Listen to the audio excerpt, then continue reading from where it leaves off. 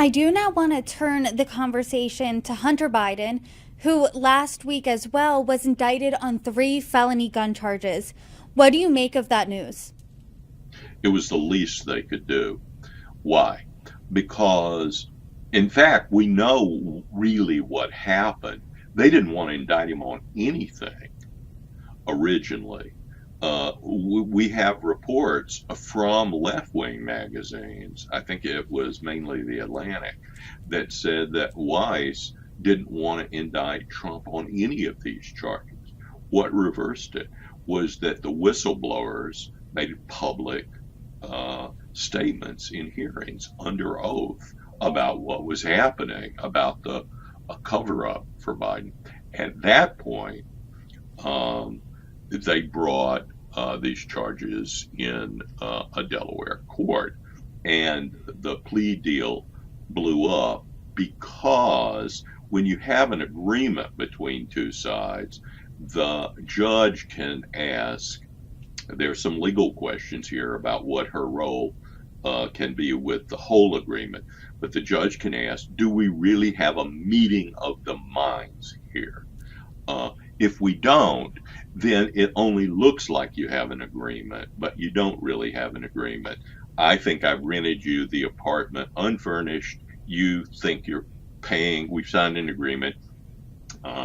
It says, I'll rent you the apartment for $2,000 a month. And you, Brittany, have signed it, and I've signed it, and it comes to court because there's some controversy.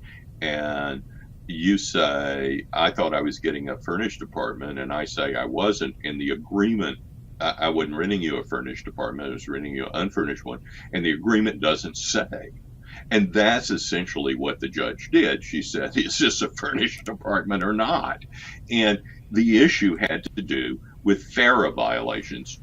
Hunter Biden received millions of dollars from foreign businesses, essentially to lobby on their behalf. He was never registered as a foreign agent. He should have been. It's not like you have to be Sherlock Holmes to figure this one out, and it shouldn't have taken 5 years. So the judge asked, does this cover all future prosecutions? And basically, the person who was a new person in Weiss's office said to the judge, well, no, it doesn't. The judge said, could there be FARA violation? Yes. And at that point, Hunter Biden's attorney, Abby Lowell, said, tear it up. We're not taking this agreement if that's what it means. So there wasn't an agreement. He's saying that some parts of the agreement, nevertheless, should still hold.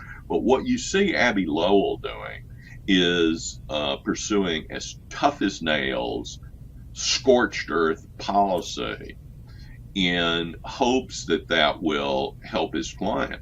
But I've got to say, if I were in the White House, I would be very concerned about all of this. And I would say that if Weiss doesn't bring very serious charges about FARA and other violations, failure to pay taxes and some other things, then there's going to be a big blow up on that. Now, it doesn't directly attach to Joe Biden, but Hunter Biden's in a world of hurt.